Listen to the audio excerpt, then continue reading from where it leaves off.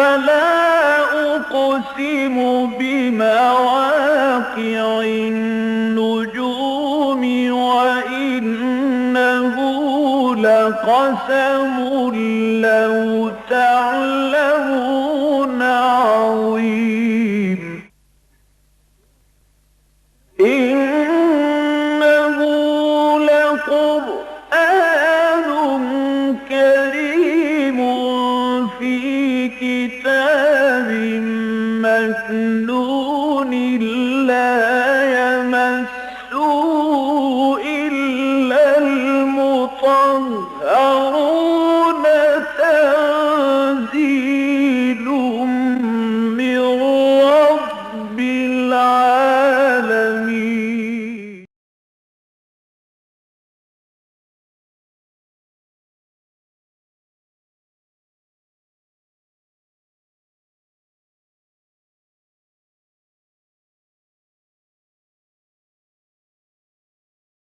أعوذ بالله من الشيطان الرجيم.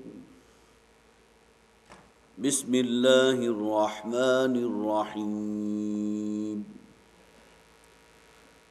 وهو الذي أنزل من السماء ماء فأخرجنا به نبات كل شيء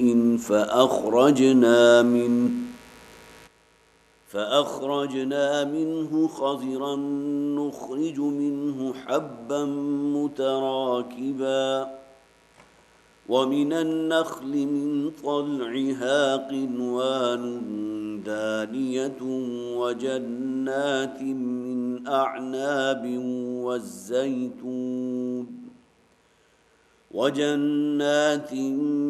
أعناب والزيتون والرمان مشتبها وغير متشابه انظروا إلى ثمره إذا أثمر وينعه إن في ذلكم لآيات لقوم يؤمنون.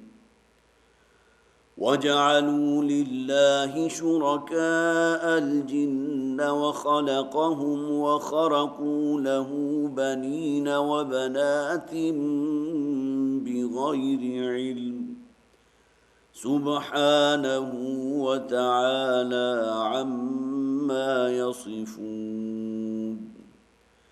بديع السماوات والأرض أنى يكون له ولد ولم تكن له صاحبة وخلق كل شيء وهو بكل شيء عليم. ذلكم الله ربكم لا إله إلا هو خالق كل شيء فاعبدوه وهو على كل شيء وكيل. لا تدركه الأبصار وهو يدرك الأبصار وهو اللطيف الخبير. قد جاءكم بصائر من ربكم فمن أبصر فلنفسه ومن عمي فعليها وما أنا عليكم بحفيظ. وكذلك نصرف الآيات وليقولوا درست ولنبينه لقوم يعلمون. اتبع ما أوحي إليك من ربك لا إله إلا هو وأعرض عن المشركين. ولو شاء الله ما أشركوا وما جعلناك عليهم حفيظا وما أنت عليهم بوكيل.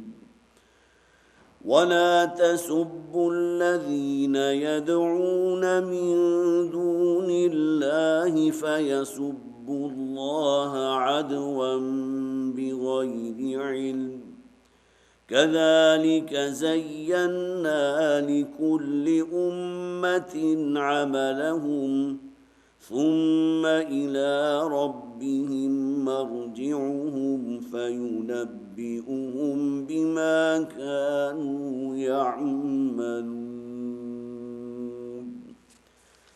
صدق الله العظيم رب اشرح لي صدري ويسر لي أمري واحلل عقدة من لساني يفقهوا قولي اللهم ألهمنا رشدنا واعذنا من شرور أنفسنا اللهم ألهمنا رشدنا واعذنا من شرور أنفسنا آمین یا رب العالمین۔ سورہ انعام کے 12ویں رکوع کی 2 آیات اور 13واں رکوع ابھی آپ حضرات نے سماعت فرمایا ہے۔ سورہ انعام کے ضمن میں پہلے بھی عرض کر چکا ہوں کہ تذکیر بآلاء اللہ کے اعتبار سے یہ قرآن حکیم کی بہت جامع صورت ہے۔ اس سے مراد یہ ہے کہ اللہ تعالیٰ کی جو نشانیاں آفاق و انفس میں موجود ہیں ان کا مشاہدہ کرو، ان کا مطالعہ کرو، تمہارا دل اللہ کی عظمت کا قائل ہو جائے گا۔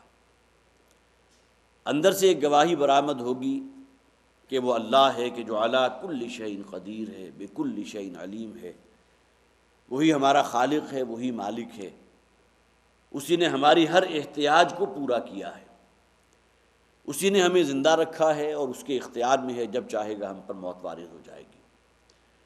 اور ساتھ ہی انسان فطری طور پر اس بات کی بھی گواہی دیتا ہے کہ اس کا کوئی ساجی نہیں ہے، اس کاروبار سلطنت کو چلانے میں کوئی اس کا شریک نہیں ہے۔ اس لیے کہ یہ بڑی عقلی اور منطقی بات ہے کہ اگر کسی ادارے کے ٹاپ پر 2 سربراہ یکساں حقوق کے حامل ہوں، یکساں اختیارات ہوں، تو سوائے فساد کے اور کوئی شے واقع نہیں ہوگی۔ لہذا قرآن حکیم جو اس بات کو بھی بطور دلیل سامنے رکھتا ہے کہ اگر کئی اور الہ بھی ہوتے لفسدتا، تو اس کائنات میں کبھی کا عظیم فساد رونما ہو چکا ہوتا۔ یہ وہ دلائل آفاقی و انفسی ہیں کہ جس کا ذکر جیسا کہ میں نے عرض کیا ان آیات میں بہت ہی تفصیل سے آیا۔ ذرا صرف ذہن میں تازہ کر لیجئے کہ وہ آیت بھی ہم نے پڑھی تھی کہ جس میں کہا گیا تھا کہ حقیقی امن کے مستحق تو صرف وہی لوگ ہیں کہ جن کے ایمان میں کوئی ملاوٹ نہ ہو، کوئی کھوٹ نہ ہو۔ فَأَيُّ الْفَرِيقَيْنِ أَحَقُّ بِالْأَمْنِ إِن كُنتُمْ تَعْلَمُونَ۔ تمہیں معلوم ہے کہ امن کا حقدار کون ہے، اگر واقعتاً علم رکھتے ہو تو اصل مستحق امن کا کون ہے؟ تو ساتھ ہی جواب دے دیا گیا الَّذِينَ آمَنُوا وَلَمْ يَلْبَسُوا إِيمَانَهُمْ بِظُلْمٍ أُولَٰئِكَ لَهُمُ الْأَمْنُ وَهُمْ مُهْتَدُونَ۔ وہ لوگ جو ایمان لائے اور اس شان کے ساتھ ایمان لائے کہ ان کے دامن اعمال میں شرک کی کوئی نجاست موجود نہیں تھی، کوئی دھبا نہیں تھا۔ ایک تو بڑے بڑے شگاف ہوتے ہیں، بڑے بڑے دھبے ہوتے ہیں جسے ہم شرک عریاں کہتے ہیں، جلی شرک، اور ایک عملی شرک ہوتا ہے جس پر بسا اوقات انسان کو تنبہ بھی حاصل نہیں ہوتا۔ وَلَمْ يَلْبَسُوا إِيمَانَهُمْ بِظُلْمٍ، ان کے ایمان میں کوئی ظلم، کوئی شرک شامل نہیں تھا۔ اولئک لہم الامن وہم مہتدون، صرف یہی وہ لوگ ہیں کہ جو حقیقتاً امن کے حقدار ہیں اور یہی راہ یاب ہیں۔ اس کے بعد وہ آیہ مبارکہ بھی ہم نے پڑھی پچھلی مرتبہ جس میں گویا کہ ذکر کر دیا گیا وَلَقَدْ جِئْتُمُونَا كَمَا خَلَقْنَاكُمْ أَوَّلَ مَرَّةٍ، تم ہمارے پاس پہنچ چکے ہو۔ آج میدان حشر میں کھربوں انسان موجود ہیں، کما خلقناکم اول مرہ، جیسا کہ ہم نے تمہیں پہلی مرتبہ پیدا کیا تھا۔ اور یاد ہوگا آپ کو میں نے عرض کیا تھا کہ ہماری تخلیق کے 2 حصے ہیں، ایک ہماری ارواح کی تخلیق ہے کہ جو اللہ تعالیٰ کے ایک کلمہ کن کے نتیجے میں ظہور میں آئی، اربوں کھربوں انسان جو ہے ان کی ارواح جو ہیں وہ پیدا ہو گئی، اور اس کے بعد پھر انسان اپنے اپنے وقت پر جس شخص کے لیے اللہ تعالیٰ نے جو وقت متعین کر رکھا تھا اس وقت پر وہ انسان اس دنیا میں آیا ہے، اور ابھی وہ رحم مادر ہی میں ہوتا ہے کہ وہ روح جو اللہ نے اس کلمہ کن کے نتیجے میں جو پیدا ہوئی تھی وہ روح لا کر اس جسم کے ساتھ ملحق کر دی جاتی ہے۔ تو گویا کہ اس اعتبار سے ایک وہ انسان کی تخلیق اول ہے، جبکہ وہ بہت بڑے بڑے لشکروں کی شکل میں تھا، جنود مجندہ، حدیث میں الفاظ موجود ہیں، بڑے بڑے لشکر، اور دوسری تخلیق انسان کی انفرادی ہے کہ ہر شخص جو آیا ہے اس کے ساتھ اس روح کو جو ہے ملحق کر دیا گیا۔ تو یہاں وَلَقَدْ جِئْتُمُونَا فُرَادَىٰ كَمَا خَلَقْنَاكُمْ أَوَّلَ مَرَّةٍ، یہاں دونوں تخلیقوں کا ذکر کر دیا گیا کہ جیسا کہ ہم نے تمہیں پہلے پیدا کیا تھا، گویا کہ اجتماعی تخلیق ہوئی تھی، اور اس کے بعد انفرادی طور پر ہر شخص اپنے وقت میں اس دنیا پر آیا۔ یہی معاملہ آج یہاں ہے کہ اولاً تمام انسان موجود ہیں، کھرب ہا کھرب انسان، لیکن جواب دہی کے لیے ہر شخص کو آگے آنا ہوگا انفرادی حیثیت میں۔ وَكُلُّهُمْ آتِيهِ يَوْمَ الْقِيَامَةِ فَرْدًا۔ اور اس کے بعد یاد ہوگا آپ کو کہ اگلا جو رکوع شروع ہوا تھا اس میں وہ پھر بہت ہی پیارا انداز کہ ان اللہ فالق الحب والنوا یخرج الحی من المیت ویخرج المیت من الحی، کہ اللہ تعالیٰ ہی ہے کہ جو گٹھلیوں کا اور دانوں کا پھاڑنے والا ہے۔ وہ بالکل مردہ سیڈ ہے، ڈیڈ سیڈ ہے، لیکن اللہ تعالیٰ جو ہے اس میں وہ قوت نمو رکھی ہے زمین کے اندر کہ جیسے ہی پانی میسر آتا ہے وہ کچھ پھیلتا ہے، گدراتا ہے، اور اس کے بعد پھر اس میں سے 2 کونپلیں برآمد ہوتی ہیں، اس کے 2 حصے ہو جاتے ہیں۔ ایک حصہ اس کا زمین میں جڑ کی شکل اختیار کر لیتا ہے، ابھی بالکل ننھا سا پودا ہے، اور ایک حصہ جو ہے گویا کہ اب اس زمین کو پھاڑ کر باہر نکلتا ہے، اب وہ خواہ تو تناور درخت بن جائے، خواہ لہلاتی اسے فصل بن جائے۔ یہ تمام چیزیں کون کر رہا ہے؟ آیا تمہارا عقل جو ہے اس بات کی گواہی دیتی ہے کہ خود بخود ہو رہا ہے؟ کوئی شے خود بخود نہیں ہوتی، ایک پیچھے سے کوئی فورس ہے جو کر رہی ہے۔ ان اللہ فالق الحب والنوا، وہ اللہ ہے کہ جو گٹھلیوں کا اور دانوں کا پھاڑنے والا ہے۔ اسی طرح اگلی آیت ہے فالق الاصباح، وہی اللہ ہے کہ جو اس سپیدہ سحر کو نمودار کرتا ہے۔ اور قرآن حکیم میں کتنے ہی مقامات پر اس بات کو بطور بہت بڑی نشانی کے پیش کیا گیا، یہ دن اور رات کا الٹ پھیر، یولج اللیل فی النہار ویولج النہار فی اللیل، یہ بھی ہمارے عام مشاہدے کی چیز ہے، لہٰذا ہم اس پر غور نہیں کرتے، لیکن واقعہ یہ کہ صرف ایک یہ سسٹم جو ہے اس کو اگر آپ غور کریں گے تو اس کائنات میں جتنا عظیم مستحکم نظام ہے، جس کرے پر ہم موجود ہیں اس کا نظام تو اپنی جگہ، لیکن اس سے لاکھوں گنا بڑے کرے ہیں کہ جو اللہ تعالیٰ کے حکم سے اپنے مدار میں گردش کر رہے ہیں، اور جو اللہ نے اس کا دوری حرکت اور وہ محوری حرکت جو طے کر دی ہے اس سے سرے برابر سرے منہ جو ہے اس میں کوئی فرق واقع نہیں ہوتا۔ تو فالق الاصباح، صبح کا نمودار کرنے والا، اور یہ جو خاص طور پر جو رات کی ایک تاریکی کی اگر سیاہ چادر ہے اس میں شگاف ڈال کر گویا کہ سپیدہ سحر نمودار ہو رہا ہے، یہ ہے فالق الاصباح۔ اس کے لیے وہ پچھلی مرتبہ میں نے وہ شعر اگرچہ مجھے یاد نہیں آیا تھا، لیکن یہ کہ بعد میں پھر میں نے لکھ بھی لیا تھا، غالباً غالب کا شعر ہے جو بہت پیارا ہے، اور میں نے عرض کیا تھا کہ ہمیں تو اصل میں وہ جو سفیدی ہے صبح کی، اور صبح کے اندر جو ایک خاص انسان کے اندر ایک گویا کہ ایک اٹریکشن ہوتی ہے صبح کا وقت، جب کہ ابھی سورج طلوع نہیں ہو رہا ہے، اور اس کے بعد جیسے جیسے وہ بلند ہوتا ہے گہما گہمی شروع ہو جاتی ہے، چہل پہل شروع ہو جاتی ہے۔ وَالصُّبْحِ اِذَا تَنَفَّسَ، گویا کہ صبح ہوتے ہی زمین سانس لینے لگی، اب گویا کہ جو بالکل گہری نیند سوئے ہوئے تھے، خواہ وہ حیوانات میں سے تھے، خواہ پرندوں میں سے تھے، خواہ انسانوں میں سے تھے، اب ان میں ہلچل ہوئی ہے، اب وہ چلت پھرے شروع ہو گئی ہے، کچھ سڑکوں کے اوپر ٹریفک نظر آنی شروع ہوئی، تا آ کے جب دن خوب روشن ہو گیا تو اب گہما گہمی جو ہے اپنے عروج کو پہنچ جاتی ہے۔ ہم ایسے اہل نظر کو قبول حق کے لیے اگر رسول نہ آتے تو صبح کافی تھی، گویا کہ اللہ تعالیٰ رسولوں کو بھیجتا ہے یقیناً اتمام حجت کے طور پر، لیکن اللہ تعالیٰ کی بڑی نشانیوں میں سے یہ صبح کا وقت بھی ہے کہ اگر انسان اس کو انجوائے کرے۔ لیکن بہرحال ہمارے جو بھی سیڈنٹری ہیبٹس بن چکی ہیں، رات کو دیر سے سونا، اور پھر یہ کہ صبح اٹھنا جو ہے وہ بھی اگر کوئی نماز کے لیے اٹھے بھی ہیں تو نماز پڑھنے کے بعد جو ہے جتنا جلد از جلد انسان سو سکے، یہی معاملہ یہ معمول بن چکا۔ ورنہ واقعہ یہ ہے کہ وہ وقت ایسا ہے کہ جس میں انسان کو جو ایک لذت ملے گی، اور جس طرح وہ پرندوں کو چہچہاتے ہوئے دیکھے گا، اپنے اپنے راگ الاپ رہے ہیں، اللہ کی حمد و ثنا کر رہے ہیں، اور پھر یہ کہ اس میں اسی اثناء میں جو ہے سورج طلوع ہو رہا ہے، بالکل جس طرح کے گویا کہ بہت ہی حسین منظر۔ فالق الاصباح، وہ اللہ ہے کہ جو صبح کا پھاڑنے والا ہے۔ وَهُوَ الَّذِي أَنزَلَ مِنَ السَّمَاءِ مَاءً، اب آئیے اس آیت کی طرف کہ جو آج کے ہمارے درس میں شامل ہے، وہی ہے کہ جس نے آسمان سے بارش نازل فرمائی، پانی نازل فرمایا، فَأَخْرَجْنَا بِهِ نَبَاتَ كُلِّ شَيْءٍ، اور پھر ہم نے اس پانی کے ذریعے ہر اگنے والی شے کو برآمد کر دیا۔ اگر وہ زمین میں ایسا بیج کہ جو آپ کو نہیں نظر آ رہا تھا، جب آپ پہاڑی علاقوں پر گئے ہوں اور بارش پڑنے کے بعد جو وہاں کیفیت ہوتی ہے، جو وہاں کے رہنے والے ہیں وہ بتاتے ہیں کہ بارش پڑنے کے بعد پھر جو گویا کہ ایسی جگہ کہ جہاں کہیں آپ سوچ بھی نہیں سکتے تھے، پتھر ہیں، اور گویا کہ بالکل بجری سی پڑی ہوئی ہے، وہاں سے بھی آپ کو جو ہے بالکل پودے جو ہے برآمد ہوتے ہوئے نظر آ رہے ہیں۔ کہاں سے آ گیا ان کا سیڈ؟ وہ بیج وہاں موجود تھا، پوٹینشیل ہی موجود تھا۔ آسمان سے بارش ہوئی اور گویا کہ وہ حشرات الارض بھی برآمد ہو گئے، جو کہیں ڈورمنٹ ہو چکے تھے، کہیں وہاں کہیں زندگی کے آثار نہیں تھے، لیکن یہ کہ فلما رآہا تہتز، اور اس کے بعد تم نے اسے دیکھا کہ اہتزاز، وانبتت من کل زوج بہیج، اور ہر نوع کی جو ہے نباتات بھی اگنے لگی، اور حشرات الارض جو ہے وہ بھی اٹکیلیاں کرتے ہوئے نظر آنے لگی۔ یہ پانی ہے جسے قرآن حکیم جو ہے وجعلنا من الماء کل شیء حی، گویا کہ مبدأ حیات یہ پانی ہے۔ اسی پانی کی وجہ سے جو ہے انسان کو بھی زندگی ملی، اور پھر ظاہر ہے کہ ہر وہ شے کہ جس کے اندر جان موجود ہے اس کی تخلیق اس پانی کے ذریعے ہوئی۔ فاخرجنا به نبات کل شیء، اور اس پانی کے ذریعے ہم نے پھر ہر نوع کی اگنے والی شے جو ہے وہ اگا دی۔ فاخرجنا منه خضرا نخرج منه حبا متراکبا، اور پھر ہم نے اس میں سے نکالی وہ سبز کھیتی کہ جس سے ہم برآمد کرتے ہیں وہ دانے کے جو ایک دوسرے کے اوپر چڑھے ہوئے ہیں۔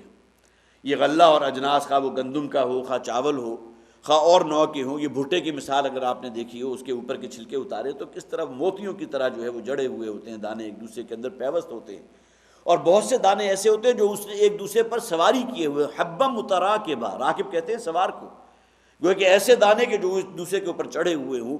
وَمِنَ النَّخْلِ مِن طَلْعِهَا قِنْوَانٌ دَانِيَةٌ، اور اسی طرح اللہ تعالیٰ نے پھر کھجور کی مثال دی، اس لیے کہ اہل عرب کے لیے تو گویا کہ کھاجے کے اعتبار سے بھی بہترین چیز جو ہے وہ کھجور تھی۔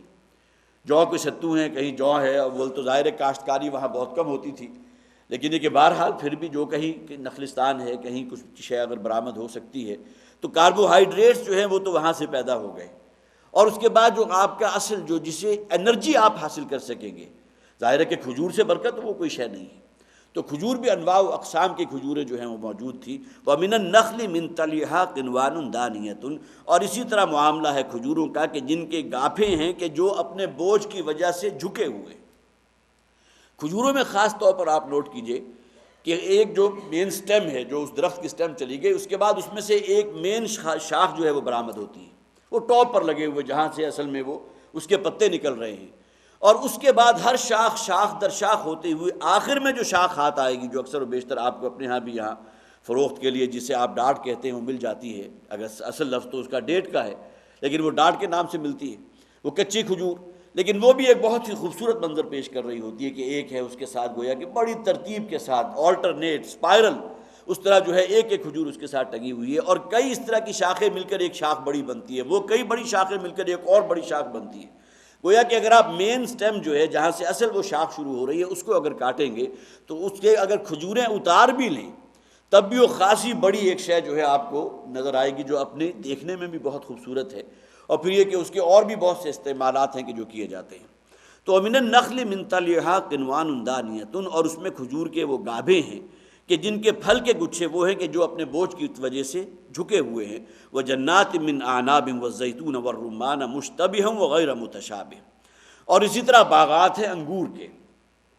اس دور میں انگور بھی ایسی شے تھی کہ جو بہرحال جہاں کہیں اسے چڑھنے کی بیل کو جگہ کوئی نظر آ گئی تو وہاں جو ہے بڑے بڑے باغات بھی وہ کاشت بھی کرتے تھے، اور پھر یہ کہ اسی کا وہ رس نچوڑ کر اپنے لیے بہترین مشروب بھی تیار کرتے تھے، اور اس قوم کی بھی گھٹی کے اندر وہ جو ہے وہ شراب موجود تھی، اس لیے کہ آپ حضرات کے علم میں ہوگا کہ جب شراب کی حرمت کا حکم آیا ہے تو مدینہ کی گلیاں جو ہیں وہ بالکل باقاعدہ ندیوں کی شکل اختیار ہو گئیں، اور نالیاں جو موجود تھیں وہ شراب سے بھر گئیں، اس لیے کہ اب بات جو ہے بالکل اپنی آخری انتہا کو پہنچ گئی، اگرچہ اس میں بھی ترتیب تھی کہ جب تم نشے کی حالت میں ہو تو نماز کے قریب مت جاؤ، پھر ساتھ ہی متنبہ کر دیا گیا کہ اگر تم واقعتاً تمہیں عقل ہے تو تمہیں سوچنا چاہیے کہ شراب کے اندر کچھ تم منفعت بھی محسوس کرتے ہو، فوری طور پر انرجی حاصل ہو جاتی ہے، کہ اسٹیمولنٹ ایفیکٹ بھی اس کا ہے، لیکن یہ کہ اس کا نقصان جو ہے اس کے نفع سے کہیں زیادہ ہے۔ اور بالآخر جو ہے وہ پھر آیت جو ہے نازل ہو گئی کہ جس میں خمر کے بارے میں وہ حرام کیا جو ہے نجس، یہ شے جو ہے من عمل الشیطان ہے، نجس ہے۔ اس کے بعد پھر مدینے کے گلیوں میں جو ہے وہ شراب ایسے بہی ہے گویا کہ وہ ندیاں بہہ رہی ہوں، تو شراب بھی اس قوم کی گھٹی میں موجود تھی، اور ظاہر ہے کہ وہ کیسے کشید کی جاتی تھی، اسی انگور کے ذریعے۔ وہ کھجور ہے، کھجور کی بھی شراب بنتی تھی، اس کا بھی شیرہ جو ہے اس کو بہت سے پروسیس سے نکالنے کے بعد جو ہے اس سے بھی جو شے حاصل ہوتی تھی اس کو بھی پینے کے لیے مشروب کے طور پر استعمال کرتے تھے۔ وہ جنات من اعناب، اور اسی طرح باغات ہیں کہ جو انگوروں کے باغات ہیں، والزیتون اور زیتون، والرومان اور انار، مشتبہ وغیر متشابہ، اور ان میں سے بہت سے ایسے ہیں جو باہم ایک دوسرے سے مشتبہ بھی ہیں، ملتے جلتے بھی ہیں، اور ایسے بھی ہیں جو ایک دوسرے سے جدا بھی ہیں۔ جنت کے میووں کا ذکر بھی جب قرآن میں آتا ہے، خاص طور پر سورہ رحمان پڑھ لیجئے، سورہ واقعہ پڑھ لیجئے، تو اس میں بھی اکثر و بیشتر الفاظ، اور بھی بہت سے مقامات ہیں قرآن کے، الفاظ جو ملتے ہیں تو انہی پھلوں کے ملتے ہیں جو اس دنیا میں ہم کھاتے ہیں۔ لیکن نبی اکرم صلی اللہ علیہ وسلم نے فرمایا کہ جنت کی جو نعمتیں ہیں، وہاں جو پھل اور میوے میسر ہوں گے، ما لا عین رأت ولا اذن سمعت وما خطر علی قلب بشر، اگرچہ شکل و صورت کے اعتبار سے تو وہی ہوں گے جو دنیا میں ہیں، لیکن یہ کہ اس کا جو ذائقہ ہے، اس کی جو خوشبو ہے، اس میں جو مٹھاس ہے، اس کے اندر جو لذت ہے، اس کا تم اس دنیا میں تصور نہیں کر سکتے۔ آج بھی آپ اگر آموں کی بہت سی اقسام ہیں، ان میں سے کوئی بہترین آم انور رٹول ہے یا کوئی اور آم ہے جس کے اندر خاص فلیور ہے، تو اس کو آپ کھاتے ہوئے محسوس کرتے ہیں کہ واقعتاً کہنے کو تو یہ ایک آم ہے اسی شکل میں، لیکن یہ کہ اس کے اندر اللہ تعالیٰ نے ایک جداگانہ طور پر جو اس کے اندر ایک خاص ذائقہ بھی رکھ دیا اور اس میں ایک خاص خوشبو بھی رکھ دی۔ تو جنت کے میووں اور جنت کے پھل کے بارے میں حضور نے فرمایا، نہ جو کسی نہ کان نے سنی ہے، نہ آنکھوں نے دیکھی ہے، اور نہ ہی کسی قلب و ذہن پر اس کا کوئی ادراک ہو سکتا ہے۔ ما لا عین رأت ولا اذن سمعت وما خطر علی قلب بشر۔ تو وہاں بھی وہی الفاظ ہے کہ وہ دیکھنے میں اسی طرح مشابہ ہیں جس طرح کہ اس دنیا کے پھل ہیں، لیکن یہ کہ بہرحال زمین و آسمان میں کوئی نسبت و تناسب نہیں اس کے ذائقے میں اور اس کی خوشبو میں۔ انظروا الی ثمرہ اذا اثمر وینعی، ذرا غور کرو جب یہ درخت اپنے پھل پر آتا ہے تو جو بہار کی کیفیت ہوتی ہے۔ آپ نے صرف ایک گٹھلی جو ہے وہ آم کی بوئی ہے، اور اس کے بعد وہ ایک درخت بنا ہے، اور آپ نے ہزاروں آم اور سال ہا سال آپ نے حاصل کر لیے۔ یہ کیا خود بخود ہو رہا ہے؟ کیا تمہارا ذہن جو ہے اس جانب منعطف نہیں ہوتا کہ ایک ہستی ہے جو یہ کر رہی ہے، تمہارے لیے کر رہی ہے؟ ورنہ یہ کہ ہر سال اگر جو ہے ہمیشہ جو ہے وہ بیج بونا پڑتا اور پھر اس کے لیے کاشت بھی ہوتی ہے، آپ کو معلوم ہے آموں کے باغات جو ہیں وہ تو سال ہر سال سے پھل دے رہے ہیں، اور ایک گٹھلی تھی کہ جس سے گویا کہ ہزاروں آم ایک فصل میں آپ نے حاصل کر لیے۔ تو ذرا غور کرو، انظروا الی ثمرہ اذا اثمر، اور پھر خاص طور پر جب کہ وہ درخت جو ہے پوری طرح اپنے پھل سے لدا ہوا ہے، اس کی شاخیں جھکی ہوئی ہیں، اور پھر خاص طور پر اب جو یوریا اور کھاد کے مختلف اقسام ایسی آ گئیں جس میں پروڈکشن بہت زیادہ ہو گئی۔ اس سے پہلے وہی ایک جو ہے آپ کو کھانے کے لیے اگر ملتی تھی تو وہی دیسی مرغی ہوتی تھی، کتنی نایاب، اب تو بالکل ہی نایاب ہو گئی۔ لیکن یہ کہ بہرحال وہ جو جینیٹکس ہے، اس میں انجینئرنگ جو کچھ ہو رہی ہے، اس کے نتیجے میں اب یہ پولٹری 4-5 ہفتوں کے اندر اندر جو ہے پوری ایک جوان 1.5-2 کلو کی جو ہے آپ بالکل اس سے جو غذائیت اس کا گوشت حاصل کر لیتے ہیں۔ یہی معاملہ پھلوں اور غلوں کا بھی ہے، اجناس کا بھی ہے، کہ جو بھی ٹیکنیکس ہیں ان کی وجہ سے اس کی بڑھوتری میں بہت اضافہ ہوا۔ انظروا الی ثمرہ اذا اثمر، جب وہ درخت جو ہے اپنے پورے پھل پر ہوتا ہے، جوبن پر ہوتا ہے، درخت لدا ہوا ہوتا ہے، تو ذرا غور کیا کرو اس پر۔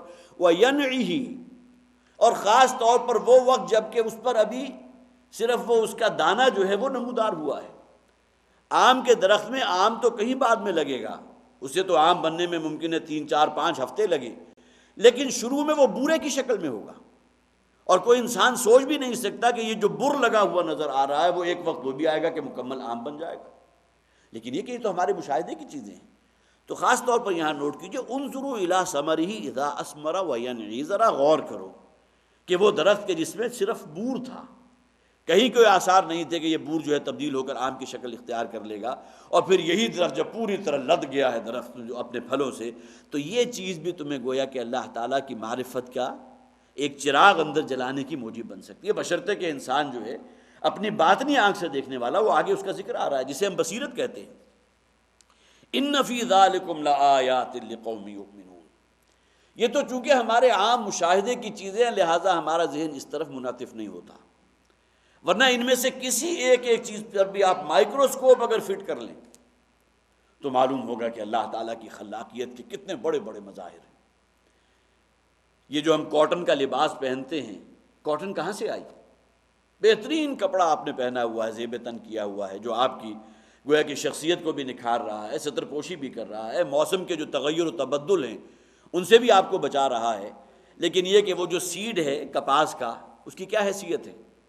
وہ آپ زمین میں اس کو بوتے ہیں اور اس کے بعد ایک پودا رونما ہوتا ہے، اور اس میں سے جب آپ اس کے وہ جو کاٹن جو اوپر لگی ہوئی ہے وہ اس کا اینڈ پروڈکٹ ہے۔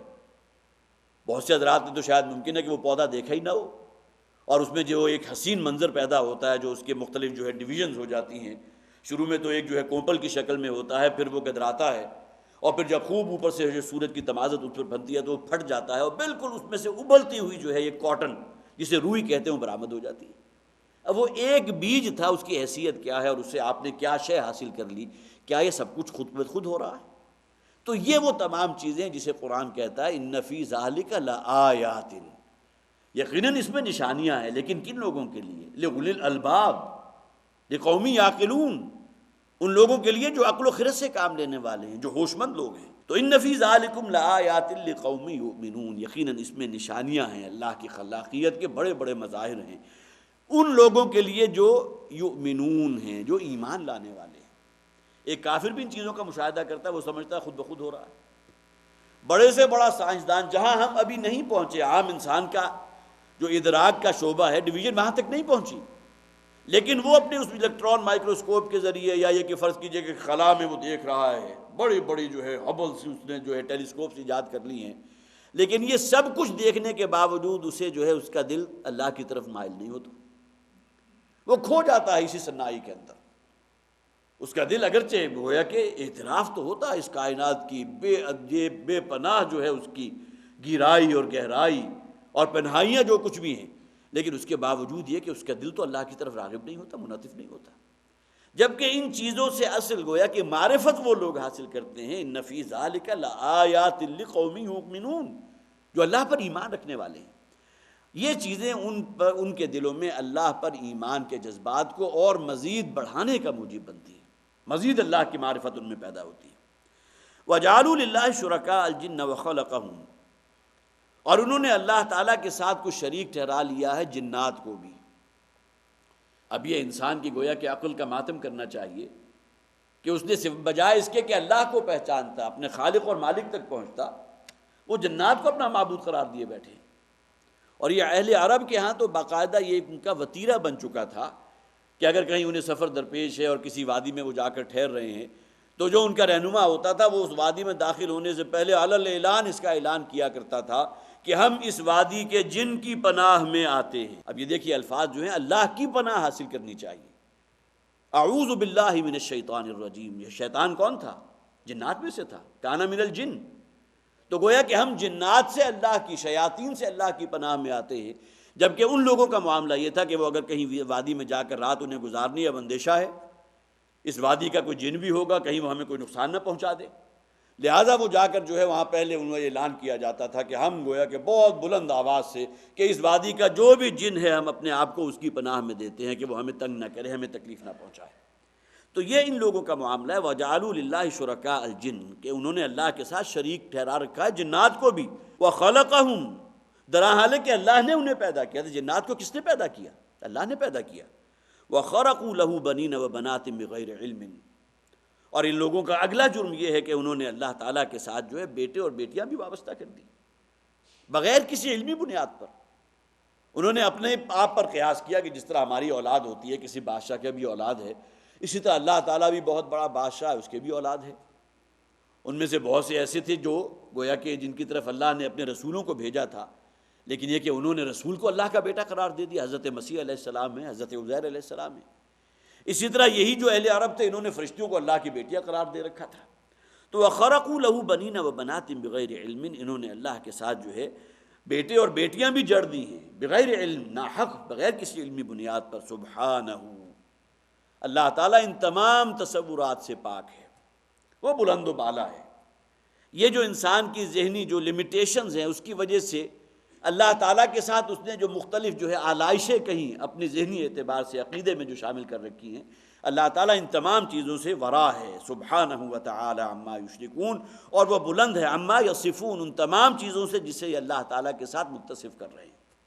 اور آپ حضرات کو علم ہے کہ یہ جو شرک فی الذات ہے، یہ عریاں ترین شرک ہے۔ آپ اپنے اوپر قیاس کر کے دیکھیے کہ کسی بچے کو آپ کی طرف منسوب کر دیا جائے کہ یہ آپ کا بچہ ہے، کتنا بڑا الزام ہے، آپ اس کو برداشت کر سکیں گے؟ اور اسی کو ذرا آپ گویا کہ ایکسفولیٹ کر دیجئے کہ کسی کو اللہ کا بیٹا قرار دے دینا۔ اس آیت میں تو آگے یہ بات بھی موجود ہے کہ ابھی تک انہیں یہ ہمت نہیں ہوئی کہ اللہ کے لیے کسی بیوی، کسی جورو یا بیوی کو بھی تراشتے، اس کی ہمت تو نہیں ہو سکی۔ لیکن یہ کہ بیٹے انہوں نے بنا لیا، حضرت مسیح کو بیٹا قرار دے دیا، حضرت عزیر کو بیٹا قرار دیا، ان دو کا ذکر تو قرآن میں موجود ہے۔ ورنہ یہ کہ بہرحال یہ جو شرکی عقائد ہیں، اوتار فلاں شخص جو اس میں اللہ نے حلول کر رکھا ہے، اب یہ بھی عقیدہ وہ ہے گویا کہ جو شرک فی ذات میں آ گیا، اللہ کی ذات میں شریک قرار دے دیا۔ تو اللہ تعالیٰ کا غیظ و غضب اس نوع کے شرک پر جو بھڑکتا ہے، سورہ مریم کے آخری الفاظ بارہا آپ نے سنے ہوں گے کہ جس میں فرمایا گیا کہ آسمان جو ہے تکاد السماوات یتفطرن منہ وتنشق الارض وتخر الجبال حدا ان دعوا للرحمن ولدا، آسمان پھٹ پڑنے کو ہے، زمین شک ہو جانے کو ہے، اور یہ جو ہے پہاڑ جو ہیں یہ سرما ہو جانے کو ہیں، ریزہ ریزہ ہو جانے کو ہیں۔ ان کی اتنی بڑی جسارت کہ انہوں نے اللہ تعالیٰ کے ساتھ کسی کو بیٹا منسوب کر دیا، یہ اللہ کا بیٹا ہے۔ ذرا اس کا اطلاق اپنے اوپر کر کے دیکھیے، جیسا کہ میں نے عرض کیا کوئی نسبت و تناسب ہے۔ وَخَرَقُوا لَهُ بَنِينَ وَبَنَاتٍ بِغَيْرِ عِلْمٍ، انہوں نے اللہ کے ساتھ جو ہے وہ بیٹے اور بیٹیاں وابستہ کر دی ہیں۔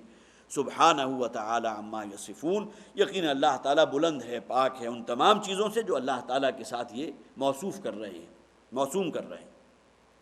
بدیع السماوات والارض، وہ اللہ ہے کہ جو اس زمین و آسمان کو پیدا کرنے والا۔ دیکھیے لفظ نوٹ کیجئے، بدع، کسی شے کو پیدا کرنا، خلقہ بھی اسی معنی میں ہے۔ تخلیق ہوگی کسی شے کو پیدا کرنا کسی میٹیریل کے ذریعے، اگرچہ یہ دونوں چیزیں جو ہے اپنے جہاں بھی استعمال ہوتی ہیں مترادفات کے طور پر بھی استعمال ہو جاتی ہیں۔ خلق السماوات والارض، قرآن میں بہت سے مقامات پر مل جائے گا اللہ تعالیٰ نے زمین و آسمان پیدا کیے، اللہ نے پیدا کیے۔ اور ممکن ہے کہ اللہ تعالیٰ نے جو کہا کہ 6 دنوں میں، 6 ایام یا 6 ادوار میں پیدا کیے، تو اس میں گویا کہ تخلیقی مراحل جو ہے مختلف اس کے جو درجات ہیں اس سے گزرے ہیں۔ لیکن بدع کا لفظ آتا ہے کسی شے کو بغیر کسی میٹیریل کے پیدا کر دینا، یہ بدع ہے۔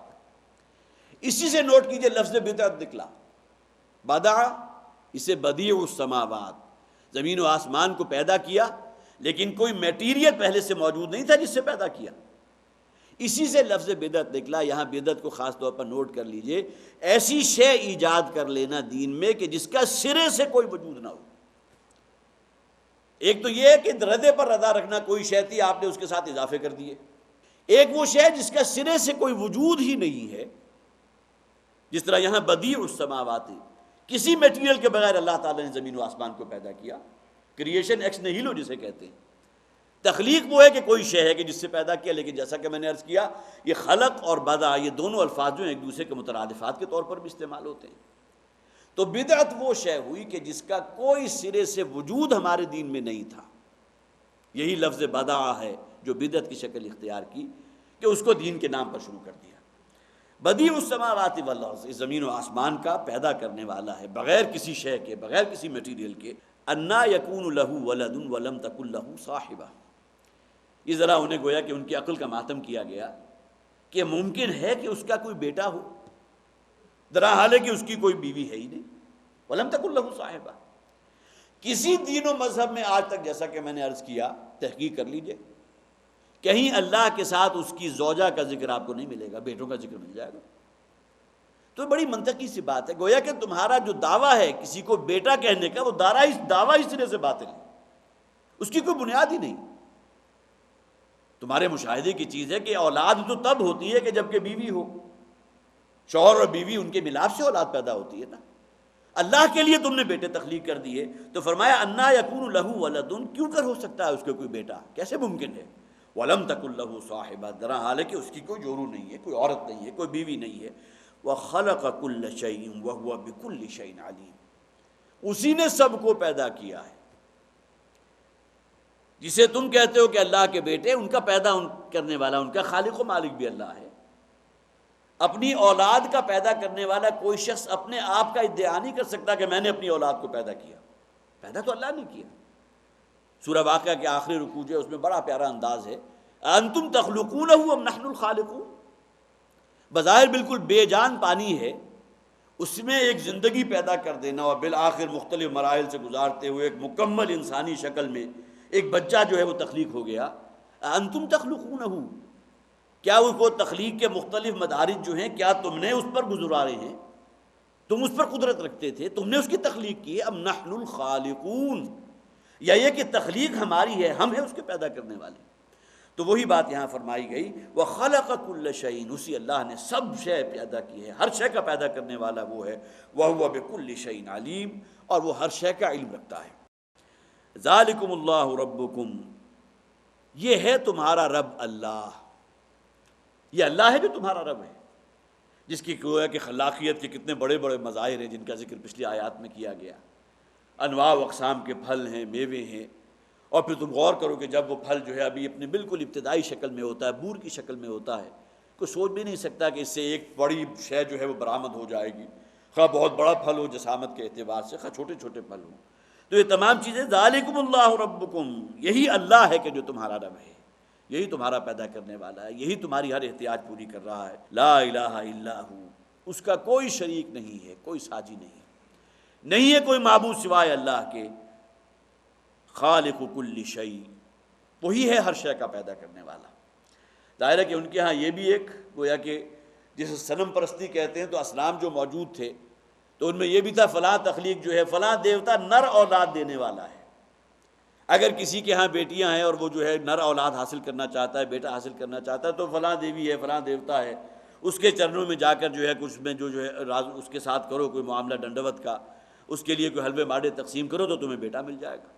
اب یہ تمام چیزیں جو بھی انسان، اور بہرحال یہی تصورات ہمارے ہاں بھی، جہاں دین اصل حقیقت جو ہے اس کے ساتھ موجود نہیں ہے، تو اس قسم کے تصورات آپ کو اپنے ہاں بھی جو ہلاک طبقے میں مل جائیں گے. فلاں ہے جی مشکل کشا ہے، فلاں ہے کہ جہاں جا کر جو ہے جھاڑو دے دو اتنے دن، اور فلاں قبر پہ جا کر فلاں وظیفہ کر لو تو صاحب قبر جو ہے وہ تمہیں کوئی جو ہے اولاد رینہ عطا کر دے گا. کیسے کیسے جو ہے مختلف قسم کی فرسودہ خرافات آپ کے معاشرے کے اندر اکثر نظر آ جاتی ہیں. کبھی کبھی اخباری صفحات میں اس قسم کی چیزیں پڑھنے کو ملتی ہیں تو ہمارے علم میں بھی آ جاتا ہے، ورنہ یہ کہ اکثر و بیشتر جو عقائد کے اعتبار سے مشرکانہ جو توہمات ہمارے اندر موجود ہیں ان کا آپ تصور نہیں کر سکتے. خالق کل شیء فاعبدوہ، وہی ہر شے کا خالق ہے. فاعبدوہ، تو اسی کی بندگی اختیار کرو. یہ ہے اصل میں مجھ سے اور آپ سے تقاضا. اتنی بڑی بڑی نعمتوں کا ذکر کیا گیا، تمہاری اپنی خلق ہے، تمہاری اپنی تخلیق ہے، تمہیں جن صلاحیتوں سے اللہ نے نوازا ہے، جو کچھ تمہیں دے کر بھیجا ہے. وَإِن تَعُدُّوا نِعْمَتَ اللَّهِ لَا تُحْصُوهَا، اللہ کی نعمتوں کا اگر تم گننا چاہو، شمار کرنا چاہو تو شمار نہیں کر سکتے. تو اس کا یہ حق تو کم سے کم تسلیم کرو کہ صرف اسی کی اطاعت کرو، اسی کی عبادت کرو، اسی کی بندگی کرو. یہ عبادت کے لفظ میں اطاعت اور محبت دونوں شامل ہیں. اطاعت تو ہر حکم کو ماننا، فرما برداری کلیتاً، یہ اطاعت ہے. اور پھر یہ مارے باندھے کی نہ ہو، مجبوری کی نہ ہو، بلکہ اللہ کی محبت کے جذبے کے ساتھ ہو. ظاہر ہے کہ ہماری یہ دنیا کی زندگی تو ایک دیباچہ ہے بڑی زندگی کا، اور آخرت کی زندگی وَإِنَّ الدَّارَ الْآخِرَةَ لَهِيَ الْحَيَوَانُ، اصل زندگی تو آخرت کی زندگی ہے. اس میں تو جو تمہارا طاقت معاملہ ہوگا، تعلق ہوگا اللہ کے ساتھ، اللہ کی جو عنایات، اللہ کی جو رحمتیں اور اس کی بارشیں جس سے تم مستفید ہوگے، تو اس دنیا کے لیے کوشش کرو، اس آخرت کے لیے، اس مرنے کے بعد کی جو زندگی ہے اس کے لیے کوشش کرو. فاعبدوہ، تو اسی کی بندگی اختیار کرو. وَهُوَ عَلَىٰ كُلِّ شَيْءٍ وَكِیلٌ، اور یقیناً اللہ تعالیٰ ہی ہے کہ جو ہر چیز کا کارساز ہے، ہر شے پہ نگہبان ہے. لا تدرکہ الابصار، نگاہیں اس کا احاطہ نہیں کر سکتی، اسے نہیں پا سکتی. ہماری انسانی جو تخلیق ہے اس کی ایک لمیٹیشن ہے کہ ہم اپنی آنکھ سے اللہ کا دیدار نہیں کر سکتے. اس دنیا کی زندگی میں اللہ کو نہیں دیکھ سکتے. حضرت موسیٰ علیہ السلام نے تو دعا کی تھی اللہ سے، رب ارنی انظر الیک، اے پروردگار ذرا مجھے دکھا دے، میں دیکھنا چاہتا ہوں تجھے. اب تک جو شرف ہم کلامی عطا ہوا ہے اس میں جو ایک کیفیت ہوگی حضرت موسیٰ علیہ السلام کی، جو ایک جس کے اندر جسے آپ کہیے کہ جو لذت حاصل ہوئی ہوگی، تو ایک درجہ اور آگے بڑھ کے ان کے اندر یہ بھی داعیہ پیدا ہوا کہ اللہ تعالیٰ کی میں زیارت بھی کر سکوں، اللہ تعالیٰ کا جو ہے دیدار بھی کر سکوں. ربی ارنی انظر الیک. لیکن یہ کہ اللہ تعالیٰ نے فرما دیا قال لن ترانی، تو مجھے نہیں دیکھ سکتے. ولکن انظر الی الجبل، وہ سامنے پہاڑ ہے اس پر نگاہ ڈالو. ہم اپنی ایک تجلی اس پر ڈالیں گے، اگر اس کو سہار سکو، احاطہ کر سکو تو شاید میرا دیدار بھی کر سکو. لیکن ظاہر ہے کہ اس کا جو انجام ہوا کہ حضرت موسیٰ علیہ السلام جو ہے وہ پھر بے ہوش ہو گئے جب اللہ نے وہ تجلی کا ایک پرتو اس پر ڈالا ہے اور پورا پہاڑ جو ہے وہ سیاہ ہو گیا. نبی اکرم صلی اللہ علیہ وسلم کے بارے میں بعض اختلافات ہیں. حضرت عبداللہ ابن عباس رضی اللہ تعالیٰ عنہ کی آرام میں سے ایک رائے ملتی ہے کہ وہ کہتے ہیں کہ حضور نے صلی اللہ علیہ وسلم شب معراج اپنی آنکھوں سے اللہ کا دیدار کیا تھا، دیکھا تھا. جبکہ بعد میں حضرت عائشہ صدیقہ رضی اللہ تعالیٰ عنہ سے متعدد احادیث ہیں، مختلف طرق سے ہیں، اس میں واضح طور پر لکھا ہوا ہے، ان احادیث میں اندر موجود ہے کہ حضرت عائشہ صدیقہ رضی اللہ تعالی عنہ نے یہ کہا کہ اگر کوئی شخص یہ سمجھتا ہے کہ حضور نے اپنی آنکھوں سے اللہ کا دیدار کیا شب معراج تو جان لو کہ وہ جھوٹا ہے. اور اس کے بعد حضرت عائشہ صدیقہ نے یہ آیات پڑھی، لا تدرکہ الابصار وہو یدرک الابصار. اس میں ایک روایت وہ ہے کہ جو حضرت مسروق رضی اللہ تعالی عنہ سے ہے. انہوں نے حضرت عائشہ صدیقہ سے سوال کیا، ظاہر ہے کہ یہ سوال و جواب جو ہیں حضور کے اس دنیا سے تشریف لے جانے کے بعد کے ہیں. تو حضرت عائشہ سے سوال کیا کہ وہ جو قرآن میں 2 جگہ موجود ہے، وَلَقَدْ رَآهُ نَزْلَةً أُخْرَى، اور اسی طرح سورہ تکویر میں وَلَقَدْ رَآهُ بِالْأُفُقِ الْمُبِينِ. تو اللہ تعالیٰ نے اللہ تعالیٰ کو حضور نے دیکھا تھا. انہوں نے کہا وَلَقَدْ رَآهُ، یہ ہو کا صیغہ جو ہے اللہ کی طرف، کہ اللہ کو انہوں نے دیکھا تھا افق مبین پر بھی، اور اللہ کو انہوں نے دیکھا تھا شب معراج بھی، نزلۃ اخری، صحیح شب معراج بھی. تو پھر اس پر حضرت عائشہ صدیقہ رضی اللہ تعالیٰ عنہ نے فرمایا، اور ظاہر ہے کہ یہ ان کی حضرت مسروق ان کی اپنی رائے تھی. انہوں نے جب آ کر حضرت عائشہ سے یہ سوال کیا تو حضرت عائشہ نے فرمایا نہیں، یہاں یہ ہو کی ضمیر جو ہے اللہ کی طرف نہیں ہے، حضرت جبرائیل کی طرف ہے. حضرت جبرائیل علیہ السلام کو نبی اکرم صلی اللہ علیہ وسلم نے افق پر بھی دیکھا تھا جبکہ سورہ مدثر کی آیات نازل ہوئی، اور انہیں آواز محسوس ہوئی، یا محمد، اے محمد صلی اللہ علیہ وسلم. وہ ذرا ٹھٹکے ادھر ادھر دیکھا، کوئی نظر نہیں آیا. پھر دوسری مرتبہ آواز آئی، پھر ذرا تھوڑی سی نظر ڈالی، کوئی نظر نہیں آیا. پھر تیسری دفعہ آواز آئی تو آپ نے دیکھا تو پورا افق جو ہے حضرت جبرائیل علیہ السلام سے گویا کہ بھرا ہوا تھا. الفاظ موجود ہیں حدیث میں. تو گویا کہ یہ جو یہاں صیغہ ہے وہ حضرت جبرائیل علیہ السلام کے لیے ہے. جہاں تک انسان کا معاملہ ہے یہ دیدار ہوگا مرنے کے بعد، اور ظاہر ہے کہ یہ صرف اہل جنت کے حصے میں آئے گا. اس لیے کہ حضور کی ایک صحیح حدیث ہے کہ جس میں حضور نے فرمایا کہ کسی انسان کے لیے جنت کی جو نعمتیں وہ حاصل کر چکا، وہاں کی تمام نعمتیں جن کا ذکر موجود ہے وہ سب اسے پہنچ چکی، لیکن اس کے باوجود وہ سب سے بڑی نعمت جس شے کو شمار کرے گا وہ اللہ کا دیدار ہوگا. گویا کہ وہ دیدار کے ذریعے جو اسے ایک لذت حاصل ہوگی، جو اس میں چاشنی ہے، جو کیفیت ہے، جنت کی تمام نعمتیں اس دیدار رب کے سامنے ہی ہوگی. تو لا تدرکہ الابصار، آنکھیں اور نگاہیں اس کا احاطہ نہیں کر سکتی، اسے نہیں پا سکتی. ابصار اصل میں جمع ہے بصر کی، بصر کہتے ہیں نگاہ کو. گویا کہ ہماری جی ایک ظاہری نگاہ ہے، اور ہمیں دیکھنے کے لیے 2 چیزیں جو ہے اس میں پری ریکویزٹ ہے کہ ایک تو ہمارے اندر قوت بینائی ہو، پیچھے ریٹنا جو ہے اس کے اوپر اگر کوئی عکس پڑ رہا ہے تو وہ عکس جو ہے وہ ٹرانسفر ہو جائے گا برین تک، اور آپ اپریشیٹ کر سکیں گے آپ کے سامنے کیا ہے، آپ کو دکھائی دے گا. ایک تو وہ قوت بینائی ہونی چاہیے ظاہری بصارت کے لیے بھی، اور ایک خارج میں نور ہونا چاہیے، روشنی ہونی چاہیے. اگر گھٹا ٹوپ اندھیرا ہو جائے، مختلف حیوانات ایسے ہیں، خاص طور پر چمگادڑ جو ہے اس کے بارے میں آپ نے سنا ہوگا کہ وہ اندھیرے میں زیادہ بہتر دیکھتی ہے، اور جیسے ہی روشنی آتی ہے اس کی آنکھیں چندھیا جاتی ہیں. اندھیرے میں وہ پوری طرح دیکھ پاتی ہے. گھٹا ٹوپ اندھیرا ہے لیکن یہ کہ وہ دیکھ سکتی ہے، یا یہ کہ وہ کسی اور ذریعے سے جو ہے وہ اپنی ڈائریکشن جو ہے اس کو متعین کر لیتی ہے. جبکہ ہماری نگاہ کی لمیٹیشن ہے کہ 2 چیزیں ضروری ہیں، ایک تو خارج میں روشنی موجود ہو، نور موجود ہو، اور اندر جو ہے قوت بینائی موجود ہے. اس کا معاملہ ہے ظاہری بصارت سے. لیکن یہاں آپ نوٹ کیجئے کہ آگے ایک لفظ بصیرت بھی آ رہا ہے جس کی جمع ہے بصائر. وہ انسان کی باطنی بصارت ہے جسے بصیرت کہتے ہیں. ظاہر میں تو انسان نے بھی وہی کچھ دیکھا جو کسی حیوان نے دیکھا. ممکن ہے کہ حیوانات کی جو قوت بصارت ہے وہ کہیں زیادہ ہو انسانوں کی قوت بصارت سے، اور عین ممکن ہے. یہی وجہ ایک دلیل دی جاتی ہے کہ آپ نے کسی حیوان کے آج تک اینک نہیں دیکھی، اگرچہ دلیل جو ہے وہ اس حوالے سے ذرا ایک اس کے اندر مزاح کا پہلو ہے. اس کے معنی یہ نہیں کہ ہر حیوان جو ہے اسے کبھی جو ہے عارضہ لاحق نہیں ہوتا، وہ کم نہ دیکھتا ہو، بلکہ ممکن ہے کہ ان کے اندر بھی یہ مختلف گریڈیشنز موجود ہوں. لیکن یہ کہ بہرحال حیوان بھی وہی کچھ دیکھتا ہے جو انسان دیکھتا ہے. یہی وجہ کہ اسے بطور دلیل کہا گیا کہ ہم نے کتنے ہی لوگ ایسے ہیں کہ جنہیں ہم نے لہم قلوب لا یفقہون بہا وَلَهُمْ أَعْيُنٌ لَا يُبْصِرُونَ بِهَا، ہم نے انہیں آنکھیں دی ہیں لیکن اس سے دیکھتے نہیں. حالانکہ کون شخص ہوگا کہ جو اپنی آنکھوں سے دیکھنے کا کام نہ کر رہا ہو؟ یہاں کون سا دیکھنا مراد ہے؟ وہ بصیرت والا دیکھنا مراد ہے جو اگلی آیت میں آ رہا ہے، جسے ہم باطنی آنکھ کہتے ہیں۔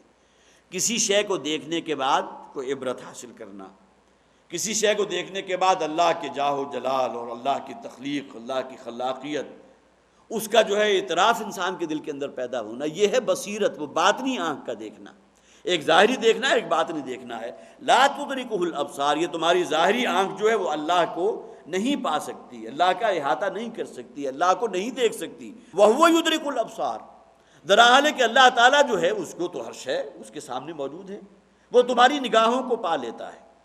جس طرح تم دیکھ سکتے ہو، اللہ تعالیٰ ایسا نہیں ہے کہ وہ گویا کہ معاذ اللہ ثم معاذ اللہ، جس میں تم اپنی قوت بینائی کہتے ہو، وہ بھی اللہ میں ہے، لیکن کوئی نسبت و تناسب نہیں، اس کے لیے تو ہر آن ہر شے موجود ہے۔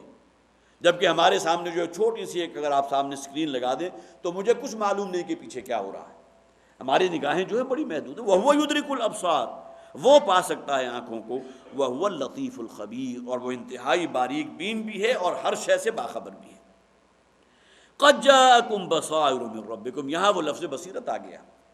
بصائر جمع ہے بصیرت کی، کہ تمہارے پاس آ چکی ہے، پہنچ چکی ہے تمہارے رب کی طرف سے انتہائی بصیرت افروز باتیں۔ اب جن چیزوں کا میں نے پیچھے حوالہ دیا ہے، جو آیات قرآنیہ تو یہ ہیں کہ جو ہم تلاوت کرتے ہیں، لیکن آیات قرآن انہیں بھی قرار دیتا ہے جو انسان مشاہدہ کر رہا ہے، اللہ تعالیٰ کی تخلیق کی نشانیاں ہیں۔ تو فرمایا قد جاءکم بصائر من ربکم، تمہارے پاس پہنچ چکی ہیں تمہارے رب کی طرف سے بہت ہی بصیرت والی باتیں، جو گویا کہ تمہارے اندر اگر وہ باطنی آنکھ موجود ہے تو اس سے روشنی جو ہے وہ تم اخذ کر سکو گے، اور پھر اللہ کی معرفت پیدا تمہارے اندر ہو سکے گی، اللہ پر ایمان اور اللہ کی عبادت کا مزید گہرائی اور گہرائی تمہارے اندر پیدا ہوگی۔ قد جاءکم بصائر من ربکم فمن ابصر فلنفسہ، تو جو شخص بھی اپنی اس باطنی آنکھ کو کھول کے رکھتا ہے، بصیرت سے کام لیتا ہے، تو اپنے بھلے کے لیے کر رہا ہے۔ جیسا کہ وہ فرمایا گیا جو شخص بھی اللہ کی شکر گزاری کی روش اختیار کرتا ہے وہ اپنے لیے کرتا ہے۔ وَمَن يَشْكُرْ فَإِنَّمَا يَشْكُرُ لِنَفْسِهِ، اس سے معاذ اللہ کو کوئی فائدہ نہیں پہنچ رہا۔ اللہ تعالیٰ تمہاری جو بھی ہے، کوئی تمہاری عاجزی اور زاری، یہ چیزیں جو ہے اللہ کی خدائی اور اللہ کی جو الہی صفات ہے اس کے اندر کوئی اضافہ نہیں کر رہی۔ یہ جو کچھ تم کر رہے ہو اپنے لیے کر رہے ہو، اس کا ریوارڈ تمہیں مل کر رہے گا۔ یہی معاملہ ان بصائر کا بھی ہے، ان بصیرت افروز باتوں کا بھی ہے۔ فمن ابصر، تو جو شخص بھی ان بصیرتوں سے کام لینے والا ہے، ان تمام چیزوں کو جو ہے اپنے نفع کے لیے سمجھتا ہے، فلنفسہ، تو اس میں اس کا اپنا نفع ہے، اس کی اپنی جان کے لیے ہے۔ ومن عمی فعلیہا، لیکن جو شخص اس بصیرت کو دینے کے باوجود اندھا بن گیا، اس نے آنکھوں سے صرف وہی کام لیا جو کہ حیوان لیتا ہے، اولئک کالانعام بل ھم اضل، قرآن نے تو فتویٰ دے دیا کہ اللہ کے نزدیک تو یہ چوپائے ہیں، ان میں اور کسی بھیڑ بکری میں یا کسی گھوڑے اور گدھے میں کوئی فرق نہیں۔ وہ بھی اپنی جو اینیمل انسٹنکٹس ہے اس کے تحت زندگی گزار کے وہ بھی جو ہے زمین میں مل کر مٹی ہو گئے۔ یہی معاملہ اگر انسانوں کا بھی رہا کہ وہی حیوانی بدرتیں ہیں، ہوائے نفس ہے، نفس پرستی ہے، جو بھی اللہ تعالیٰ نے استعداد دی ہیں، دیکھنا ہے، سننا ہے، تفقع ہے، تعقل ہے، ان سے صرف اتنا ہی کام لیا کہ جو حیوان لیتا ہے، آگے بڑھ کر وہ باطنی جسے بصیرت کہا گیا وہ وادیاں اس نے طے نہیں کی، تو پھر اللہ کے نزدیک اس میں اور حیوان میں کوئی فرق نہیں۔ اولئک کالانعام، وہ چوپایوں کی مانند ہیں، بل ہم اضل، بلکہ ان سے بھی گئے گزرے ہیں۔ اس لیے کہ چوپایوں کو تو اللہ تعالیٰ نے یہ صلاحیتیں دی نہیں تھی۔ کسی چوپائے میں انتہائی عقل والا بھی ہوگا، لیکن یہ کہ بصیرت تو موجود نہیں ہے نا، باطنی آنکھ تو نہیں ہے، اسے تو اللہ نے وہ قوت دی ہی نہیں، وہ معرفت اللہ کی جو ہے وہ تو ان کے اندر موجود ہی نہیں ہے۔ لیکن یہ کہ انسان کو یہ صلاحیت دی بھی ہے، اس کے باوجود اگر وہ اپنی آنکھ بند رکھتا ہے، وہ باطنی آنکھ بصیرت سے کام نہیں لیتا، اور گویا کہ صرف اپنی آنکھ سے وہی کام لے رہا ہے کہ جو کوئی حیوان لیتا ہے، ومن عمی فعلیہا، تو جو شخص بھی گویا کہ اندھا رہا اور اس نے وہ بصیرت سے کام نہ لیا تو اس کا وبال اسی پر پڑے گا۔ ظاہر ہے کہ یہ دنیا جو ہے دار الجزا تو نہیں ہے، یہ تو دار العمل ہے۔ اخروی زندگی ایک ہے نا مرنے کے بعد کی زندگی، کہ جس میں پھر ان کی یہ بصیرت سے کام نہ لینے کا جو وبال ہے وہ پھر جہنم کی دہکتی ہوئی آگ کی شکل میں ان کے سامنے موجود ہے۔ وَمَا أَنَا عَلَيْكُمْ بِحَفِيظ، اور اے نبی ان سے کہہ دیجئے کہ میں تم پر کوئی نگران نہیں ہوں۔ یہاں گویا کہ مخاطب جو ہیں پھر حضور ہیں صلی اللہ علیہ وسلم، کہ آپ ان پر واضح کر دیجئے میرا اختیار تم پر نہیں ہے۔ یہی کہیں کہا گیا بمسیطر، مجھے تم پر کوئی داروغہ بنا کر نہیں بھیجا گیا. کوئی ایسا نہیں ہے کہ مجھ سے پوچھا جائے گا کہ فلاں شخص اسلام کیوں نہیں لایا. ابو طالب اگرچہ حقیقی چچا ہیں، لیکن یہ کہ بہرحال ان کے بارے میں حضور سے نہیں پوچھا جائے گا. حضور نے جب اتمام حجت کر دیا، اور اس حد تک روایات ہیں کہ مرنے سے پہلے بھی حضور جو ہے ان کے پاس گئے ہیں، اور ان کے انتقال سے پہلے جا کر جو ہے انہوں نے کہا کہ اگر آپ میرے کان میں بھی کلمہ شہادت پڑھ دیں گے تو اللہ کے ہاں جا کر میں گواہی دے دوں گا. لیکن یہ کہ بہرحال اس دنیا سے گئے تو ایمان کی دولت سے تہی دامن گئے. تو فرمایا وما انا علیکم بحفیظ، اور میں تم پر کوئی نگران نہیں ہوں، کوئی داروغہ نہیں ہوں، میرا اختیار تم پر نہیں ہے. انک لا تہدی من احببت ولکن اللہ یہدی من یشاء. اے نبی صلی اللہ علیہ وسلم، آپ جسے چاہیں خود ہدایت نہیں دے سکتے، بلکہ ہدایت تو بن جانب اللہ ہے، وہ اسی کو دیتا ہے جو ہدایت کا طالب ہوتا ہے. وَكَذَلِكَ نُصَرِّفُ الْآيَاتِ، اور اسی طرح ہم اپنی آیات کو خوب اچھی طرح سمجھا رہے ہیں. صرف یصرف آتا ہے بار بار، تکرار کے ساتھ، اعادے کے ساتھ. کسی شے کو ہیمر کرنے کے لیے، جس طرح کوئی بہت اچھا ٹیچر ہے تو وہ ایسا نہیں ہے کہ وہ صرف ایک مرتبہ کوئی جو ہے مقدمہ اس کو گزر جائے، بلکہ یہ کہ وہ بار بار مختلف اسالیب سے وہی بات اپنے جو بھی طالب علم ہیں ان کے ذہنوں کے اندر ٹھونسنے کی کوشش کرتا ہے. اپنا لیکچر اگر ختم کرے گا تب بھی پورے لیکچر کے جو بھی سیلینٹ فیچر تھے، جو بھی بنیادی نکات تھے، وہ پھر ریپیٹ کر دے گا، تاکہ یہ کہ یہ تمام چیزیں جو ہیں ان کے ذہن نشین ہو جائیں. یہی معاملہ قرآن حکیم کی آیات کا بھی ہے، تصریف آیات جسے کہتے ہیں. وَلَقَدْ صَرَّفْنَا فِي هَذَا الْقُرْآنِ مِنْ كُلِّ مَثَلٍ، ہم نے ہر نوع کی مثال جو ہے قرآن کہتا ہے کہ ہم نے بار بار اعادے کے ساتھ لوگوں کے سامنے رکھی ہیں. تو یہ کس لیے؟ تفہیم کے لیے، ان کے ذہن میں اتارنے کے لیے. وَكَذَلِكَ نُصَرِّفُ الْآيَاتِ، اسی طرح ہم نے آیات کی تصریف کی ہے، ان کا اعادہ کیا ہے، بار بار ان کو ریپیٹ کیا ہے. وَلِيَقُولُوا دَرَسْتَ، اور تاکہ یہ لوگ یہ کہیں کہ، اب یہاں خاص طور پر اس لیے کہ اس سے پہلے میں عرض کر چکا ہوں کہ قرآن حکیم کا معاملہ جو ہے وہ خطاب کا ہے. اگرچہ یہ پہلا حصہ جو اس آیات کا ایک بدیہی حقیقت ہے کہ قرآن اپنی آیات کو ریپیٹڈلی سامنے لاتا ہے ذہن نشین کرنے کے لیے، لیکن یہ ریپیٹیشن کے اندر ان اہل مشرکین کے لیے ایک اعتراض بھی ہے. وہ تو کہتے تھے نا، ان کا یہ اعتراض تو قرآن میں بہت جگہ نقل ہوا، یہ قرآن سوائے اساطیر الاولین کے کچھ نہیں، وہی قصے کہانیاں. حضرت موسیٰ علیہ السلام کا ذکر جو ہے کتنی صورتوں میں بار بار آ رہا ہے. اب وہ اسے بطور اعتراض پیش کرتے تھے، جبکہ قرآن یہ کہتا ہے کہ یہ جو بار بار کی تکرار ہے، بار بار کے اعادہ ہے، یہ ان حقائق کو تمہارے ذہن نشین کرنے کے لیے. اور جہاں کہیں بھی کہ حضرت موسیٰ علیہ السلام کا ذکر آیا تو کوئی نہ کوئی نئی بات کسی نہ کسی جگہ موجود ہے. قصہ آدم و ابلیس بہترین مثال ہے. 7 مقامات ہیں، ان میں صرف ایک مقام ہے کہ جہاں اس حقیقت کو واضح کیا گیا کہ یہ عزازیل جو ہے، ابلیس لعین، یہ جنات میں سے تھا. یہ سورہ کہف میں فرمایا گیا کان من الجن. تو گویا کہ اگرچہ 7 مرتبہ اس کا تکرار ہوئی ہے اور ہر جگہ نئی چیزیں آپ کو مل جائیں گی، لیکن یہ کہ اس بات کو بطور اعتراض وہ لوگ پیش کرتے تھے. یہ بار بار وَلِيَقُولُوا دَرَسْتَ، وہ یہ کہتے ہیں یہ آپ نے یہ بار بار کا اعادہ کر دے. درسا ہوتا ہے عام طور پر کسی شے کو گھسنے کے لیے، اور کوئی شخص اگر کسی کتاب کو بار بار پڑھ رہا اور انگلی بھی پھیر رہا ہے، مولانا اصلاحی نے خاص طور پر اس کو جو ہے بطور دلیل پیش کیا، تو بالآخر آپ دیکھیں گے کہ وہ اوراق جو ہیں بوسیدہ ہو جائیں گے، پھٹ جائیں گے. اس لیے کہ بار بار کا کھولنا اور بار بار کا پڑھنا اور انگلی کو اس کے اوپر گھسنا، اس کی وجہ سے ظاہر ہے کہ اس کے اندر بوسیدگی تو پیدا ہوگی. تو یہی اعتراض ان لوگوں کی طرف سے آیا کہ یہ کہہ یہ رہے ہیں کہ یہ بار بار کی وجہ سے جو ہے یہ ایک ہمارے اندر ایک اکتاہٹ پیدا ہو چکی ہے، جس طرح کوئی شے بوسیدہ ہو جاتی ہے. اور دوسرا مفہوم اس کا یہ بھی ہے درس یدرسو، کہ کسی شے کو گویا کہ بار بار اعادے کے ساتھ سامنے لانا. تو گویا کہ یہ ان لوگوں کی طرف سے بھی ہو سکتا ہے کہ اے نبی صلی اللہ علیہ وسلم، آپ نے گویا کہ درس و تدریس کا حق ادا کر دیا. اگرچہ یہ رائے شاذ ہے، لیکن یہ کہ زیادہ اکثریت جو ہمارے مفسرین ہیں ان کی رائے یہی ہے وَلِيَقُولُوا دَرَسْتَ. اور یہ کہہ رہے ہیں کہ آپ نے گویا کہ کہیں سے یا تو اس کا درس لیا ہے، کہیں سے یہ چیز اخذ کی ہے. جیسا کہ ان کا یہ اعتراض بھی تھا کہ رات کی تنہائی میں کہیں نکل جاتے ہیں حضور صلی اللہ علیہ وسلم، اور کہیں کوئی ایسا جو ہے عجمی عالم موجود ہے کہ جس سے کچھ چیزیں سیکھ کر آتے ہیں اور اگلے دن صبح اس بات کا دعویٰ کرتے ہیں کہ مجھ پر یہ آیات جو ہے رات نازل ہوئی. معاذ اللہ ثم معاذ اللہ. اس کا ذکر بھی قرآن میں موجود ہے کہ وہ عجمی جو ہے اس کا جو ہے وہ گویا کہ کہیں سے لے کر تدریس کر کے آتے ہیں. تو درسا یا درسو، اس میں درستہ گویا کہ حضور نے کہیں سے تدریس کی ہے، یہ ان کا اعتراض ہو گیا. دوسرا اعتراض یہ کہ بار بار جو ہے اس کی ریپیٹیشن جو ہے ہمارے اندر اب کو اکتاہٹ پیدا کر رہی ہے.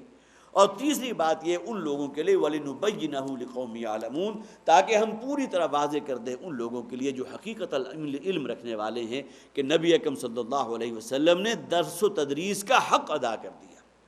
بار بار ریپیٹڈلی ان آیات کو جو قرآن میں نازل ہوئی، اور ظاہر ہے کہ وہ ایک مرتبہ تو نہیں بلکہ جہاں بھی گئے ہیں اور اپنی بات اگر پیش کرنا چاہیے حضور نے صلی اللہ علیہ وسلم، تو کہیں اپنا فلسفہ یا اپنی منطق تو آپ نے پیش نہیں کی، یہی آیات قرآنیہ ہیں کہ جو بطور دعوت آپ نے پیش کی۔ تو اس اعتبار سے گویا کہ یہ درستہ میں یہ تینوں مفہوم جو ہے اپنے ذہن میں رکھیے۔ اتبع ما اوحی الیک من ربک، اے نبی صلی اللہ علیہ وسلم، اور آپ کی وساطت سے ہر امتی مخاطب ہے، پیروی کیجئے اس شے کی کہ جو اے نبی آپ پر نازل کیا گیا آپ کے رب کی طرف سے، اس میں کہیں کوئی کوتاہی نہیں ہونی چاہیے۔ ظاہر نبی اکرم صلی اللہ علیہ وسلم سے کسی کوتاہی اور کسی کسل کا کوئی امکان نہیں، لیکن ہمارے سے اور صحابہ کرام کے اندر بھی مختلف درجات موجود ہیں، تو گویا کہ اس میں بین السطور ان سے بات کی جا رہی ہے۔ اگرچہ اتبع ما یوحی الیک من ربک، اے نبی صلی اللہ علیہ وسلم آپ کو تو پیروی کرنی ہے اسی بات کی کہ جو آپ کو آپ کے رب کی طرف سے وحی کر دیا گیا۔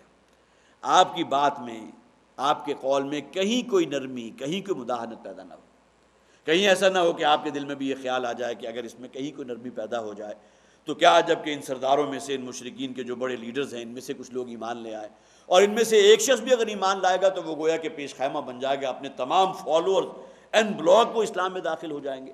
اگر کہیں بتقاضۂ بشریت یہ خیال دل میں آتا بھی ہے تب بھی گویا کہ آپ اس کو نکال دیجئے۔ آپ سے یہ نہیں پوچھا جائے گا کہ فلاں شخص کیوں ایمان نہیں لایا تھا، آپ ان پر داروغہ نہیں ہیں، جیسا کہ پچھلی آیت میں ہم نے پڑھا، آپ ان کے اوپر کوئی نگران نہیں ہیں۔ اتبع ما اوحی الیک من ربک لا الہ الا ہو، اے نبی آپ تو پیروی کیجئے اسی شے کی جو آپ پر آپ کے رب کی طرف سے نازل کیا گیا۔ لا الہ الا ہو، کوئی نہیں ہے معبود سوائے اس کے، کوئی اس کا ساجی نہیں ہے، کوئی اس کا شریک نہیں ہے۔ وَأَعْرِضْ عَنِ الْمُشْرِكِينَ، اور اے نبی صلی اللہ علیہ وسلم آپ تو اعراض کیجئے اب ان مشرکین سے۔ یہاں بھی گویا کہ بین السطور اس بات کو پھر ذہن میں تازہ کر لیجئے کہ یہ صورت نازل ہوئی ہے تقریباً 11 یا 12 نبوی میں، جبکہ گویا کہ اتمام حجت ہو چکا ہے۔ اب تو سوائے اس کے اور کوئی چارہ نہیں کہ آپ ان مشرکین سے اعراض کیجئے۔ اب تو گویا کہ 1-2 سالوں میں ہی اللہ تعالیٰ وہ کھڑکی کھولنے والا ہے، مدینہ کی طرف سے وہ ٹھنڈی ہوائیں آئیں گی۔ پہلے 12 افراد ایمان لائے، پھر اگلے سال 72 افراد ایمان لے آئے، اور اگلے سال جب حضور نے ہجرت کی ہے تو مدینہ جو ہے آغوش واہ وہاں موجود تھا حضور کے استقبال کے لیے۔ لہٰذا یہ جو بھی مشرکین ہیں اب ان پر اتمام حجت ہو چکا ہے، اب ان تلوں میں تیل نہیں ہے، اب یہ ممکن نہیں ہے کہ ان میں سے آگے بڑھ کر کوئی ایمان لے آئے، لہٰذا آپ ان کو چھوڑ دیجئے ان کے حال پر۔ وَأَعْرِضْ عَنِ الْمُشْرِكِينَ، اور اے نبی آپ اعراض کیجئے ان مشرکوں سے۔